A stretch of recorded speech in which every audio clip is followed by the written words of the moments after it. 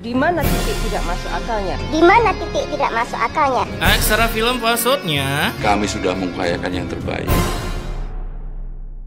Hai guys, ayo lo, siapa yang kangen kakek Nolan? Dulu beliau ini adalah seorang tukang cukur keliling, tukang becak, motivator, jualan sayur dan mekanik. Sekarang tukang berburu sel sirama cuy. Nolan. Oke, tanpa berbacot real lebih lama lagi, mari kita gaskan.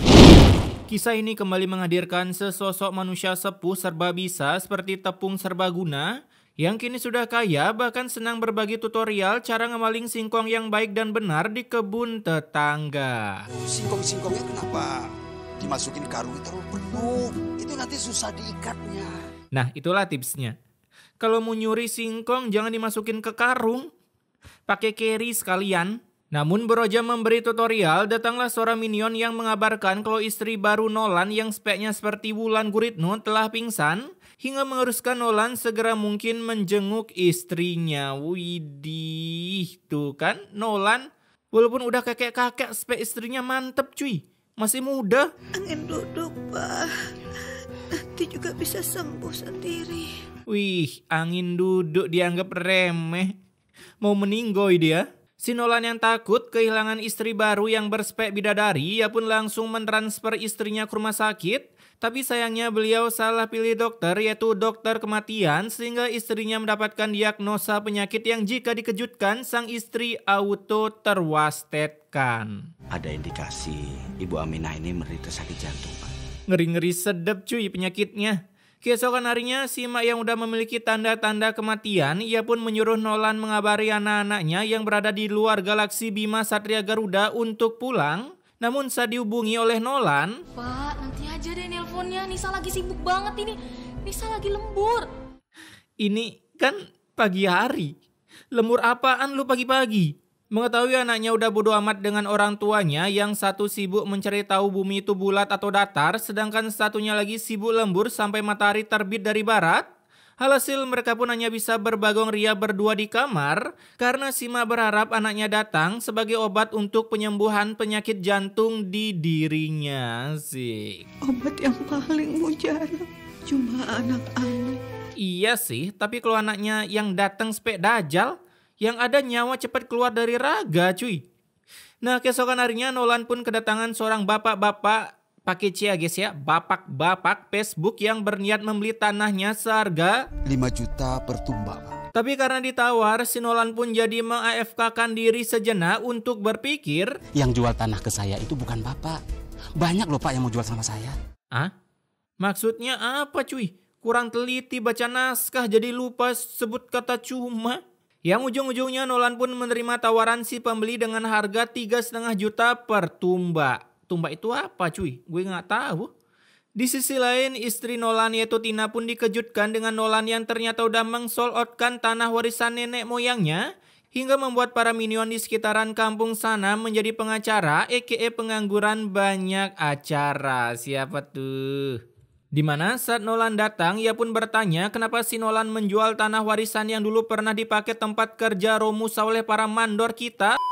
Tapi setelah tahu alasannya demi pengobatan Tina, Tina pun jadi tambah ingin segera wasted karena takut seluruh harta milik Nolan menghilang dari dunia. Bapak terpaksa menjualnya. Untuk berobat ibu, Pak. Karena ibu sakit. Seandainya Bapak sakit, apa Ibu tega melihat Bapak menderita? Tega dong, kapan lagi lihat Nolan di nerf habis-habisan. Beliau terlalu OP cuy. Namun setelah beberapa bulan berlalu, Uang hasil sawah sudah habis buat berobat istri hamba. uang Nolan pun sudah ludes dimakan penyakit istrinya. Ditambah beroja keluar dari goa, Nolan udah menerima beberapa tutur rahayu dari para minion gabut yang kerjaannya ngurusin hidup orang. Nggak nyangka ya, yang dulu Bapak juragan tanah kaya raya, sekarang jadi miskin. Pokoknya lu kalau udah ngeliat minion suka gibah, berarti lu ada di Wakanda cuy.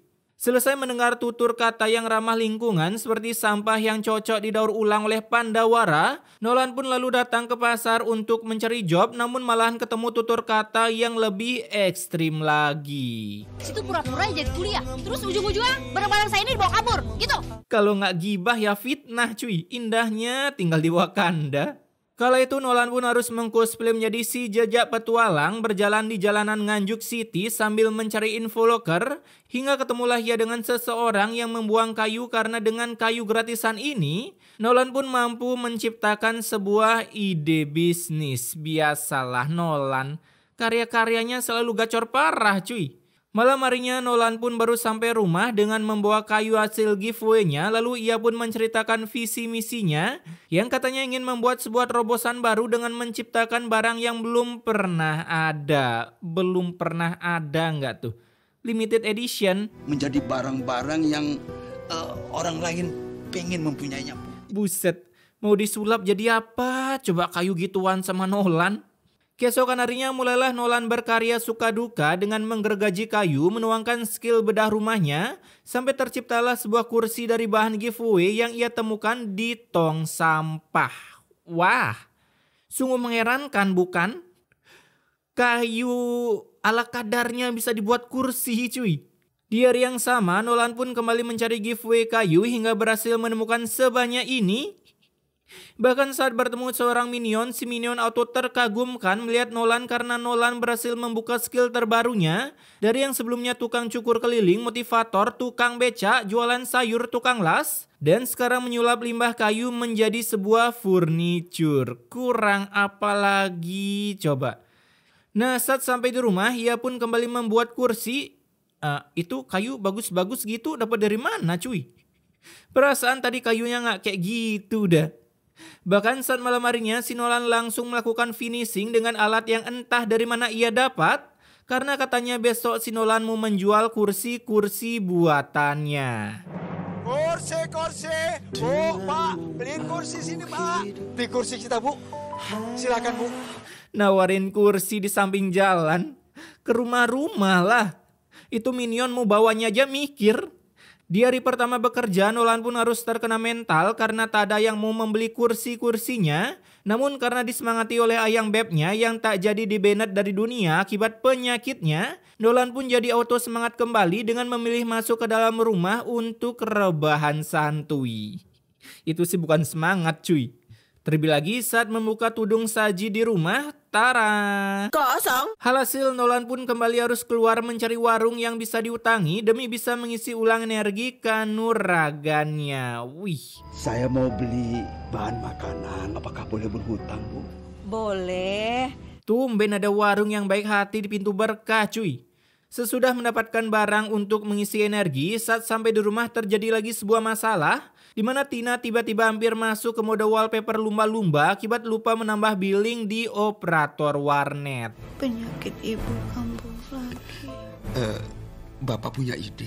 Ya ilah, istri lagi sekarat pakai ngungkapin ide. Nah, dikala istri lagi lemas-lemasnya, billing tinggal beberapa menit, ia pun mengajak ke rumah tetangga untuk meminjam HP agar bisa ngechat anaknya melalui chat squad di Mobile Legends. Hingga setelah berhasil mendengar suara anaknya yang begitu membegundalkan. Anak aku lagi rewel banget nih, Bu. Udah dulu ya, Bu. Assalamualaikum. Nah, contohnya seperti itu. Akhirnya billing-billing kehidupan Tina semakin bertambah, membuatnya kembali sehat walafiat. Lagian, anaknya kenapa bisa beda planet sih tinggalnya?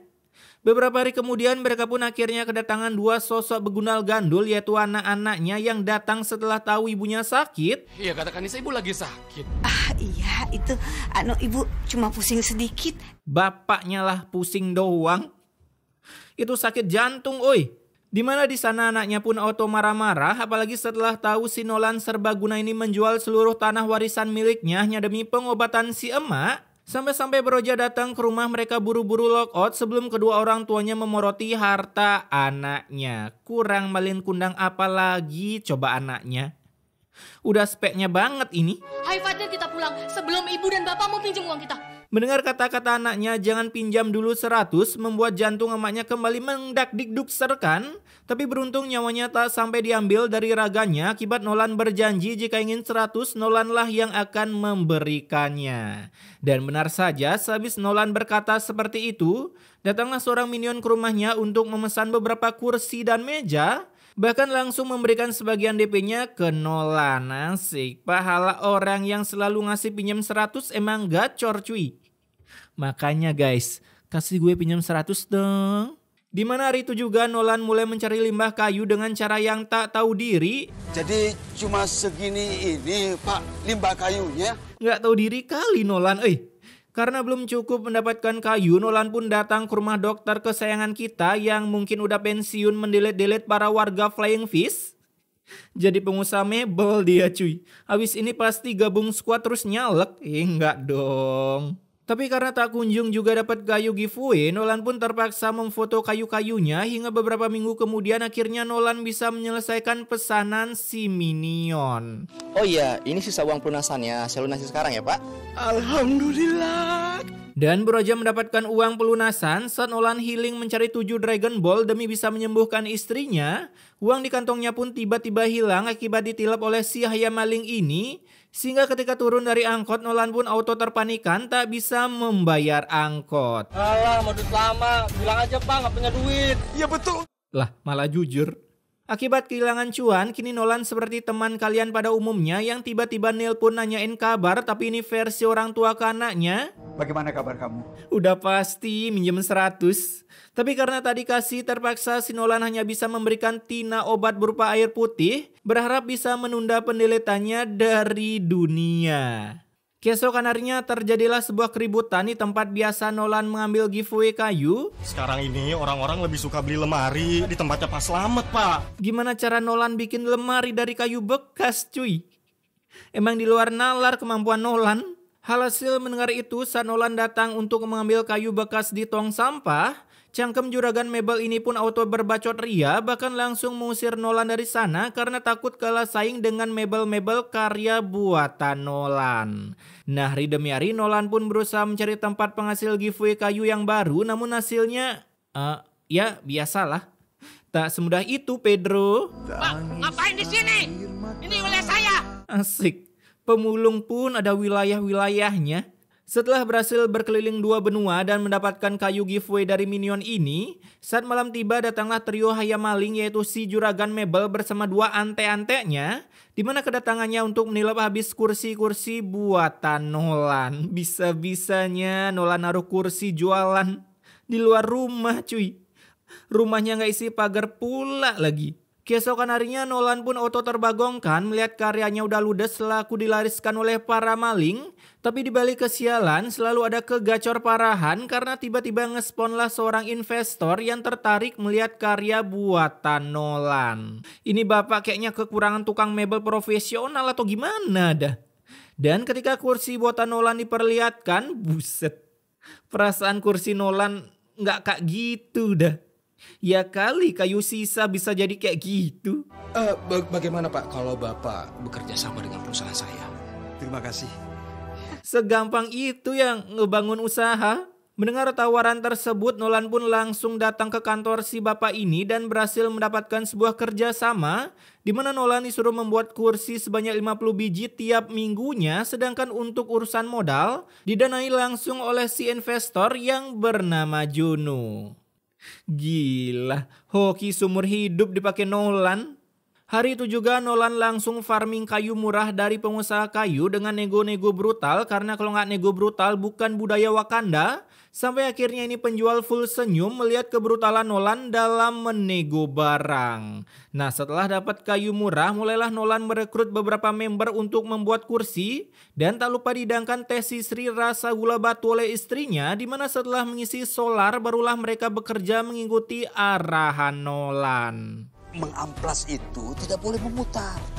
Lebih begini. Serba tahu teknik Nolan cuy. Jadi pengen punya kakek kayak Nolan dah. Lalu selagi memberikan tips and trick, datanglah Juno ke sana untuk sedikit gerbek karya Nolan yang tentunya hasilnya sangat membagongkan. Saya coba ya. Ya silakan. benar-benar nyaman, Pak. Udah kayak duduk di sofa King Koil aja, Bang. Di sana Nolan pun lagi-lagi diberikan giveaway cuan oleh Juno karena karyanya begitu mantap. Hingga beberapa menit pun berlalu, kini Nolan pun udah memiliki gudang sendiri untuk produksi mebel-mebelnya. Udah ganti skin aja ini Nolan, bobo skin juragan mebel cuy. Kala itu datanglah juragan mebel yaitu Bugunal ini yang saat malam hari mencoba mengedotensi Valir di tempat pabrik Nolan. Namun beruntung berhasil diketahui oleh para warga sabis mabar Genshin Impact. Sampai terjadilah baku gedik dan berhasil mengsumonkan para polisi untuk menangkap si maling. Bapak tidak usah khawatir. Kami akan menangani kasus ini segera mungkin. Bentar. Maaf nih ya Pak ya. Emang orang cadel bisa lulus polisi ya? Bentar, coba gue cari dah di YouTube. A few moments later. Karena ketika masa saya daftar di tahun 2014 sampai 16, yang cadel itu nggak bisa jadi anggota TNI dan juga Polri. Nah, nggak bisa cuy katanya. Lah, ini bisa. Singkat cerita, saat Jono mau mentransfer cuan ke Nolan, ia pun tak sengaja menyuruh salah satu karyawannya yang ternyata adalah anak Nolan. Alhasil ini Bugunal pun auto bagong melihat bapaknya yang sekarang sudah sukses melebihi dirinya. Pak, ini orang yang bertemu dengan Bapak. Widih, Nolan atau senyum simberiwing cuy. Melihat bapaknya udah sukses, tentunya ini Begundal auto kena mental, bahkan sok-sok baik hati dengan menawari siap dipinjami 100. Tapi tentunya si Nolan menolak dan lebih memilih memaafkan anaknya demi menggebe pahalanya di dunia akhirat. Asik, indahnya saling memaafkan kan? Nah beberapa jam pun berlalu, Nolan pun mengajak Tina ke sebuah rumah tua bekas syuting Pengabdi Setan. Enggak dong. Karena rupanya rumah yang ada di hadapannya sekarang adalah rumah Nolan yang udah dibeli dari hasil ribuan keringat-keringatnya. Bagaimana Bu? Ibu suka dengan rumah kita ini? Dan Ibu serta Bapak akan tinggal di rumah ini. Nggak ada setahun ngejalanin bisnis mebel. Auto sultan cuy. Di hari yang sama, Nolan yang mau pindah datanglah anak Begundal gandulnya satunya yang sosok nangis. Di mana kedatangannya ke sana tentunya untuk berkata pinjam dulu beratus-ratus akibat cucu Nolan sekarang sedang berada di rumah sakit dan memerlukan beratus-ratus uang demi bisa memilih dokter anti kematian. Anti mengatakan saya sudah berusaha semaksimal mungkin.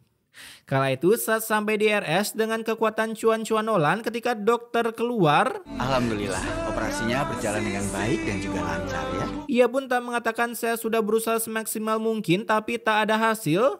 Melainkan nyawa cucunya berhasil diselamatkan dan sekarang sedang rebahan santuy. Wih jelas kamarnya aja VVIP. Bukan kamar sharing cuy. Setelah si cucu berhasil diselamatkan, kini Nolan pun bisa berkumpul kembali dengan keluarga besarnya. Bahkan ia pun sudah bisa membeli toko mebel untuk keperluan buildernya yang siap dikirim ke luar negeri sampai keluar planet dan antariksa. Lalu film ini pun ditutup dengan pemotongan pita sebagai bentuk grand opening toko Nolan yang terletak di sebelah pom bensin di Nganjuk City. Wah, segampang itu yang membangun usaha. OTW nyari kayu bekas dah nih. Oke, pesan immortality-nya di sini untuk meraih kesuksesan bisa dimulai tanpa modal sama sekali, percis seperti kata-kata para motivator. Saya dulu mulainya dari nol kok sebelum jual sawah bapak saya. Karena jika ide kreatif dan cheat hoki setiap saat digabungkan, maka akan terciptalah pengusaha-pengusaha sepuh seperti kakek Nolan yang bisa menjadi kaya raya hanya bermodalkan kayu bekas di awal usahanya.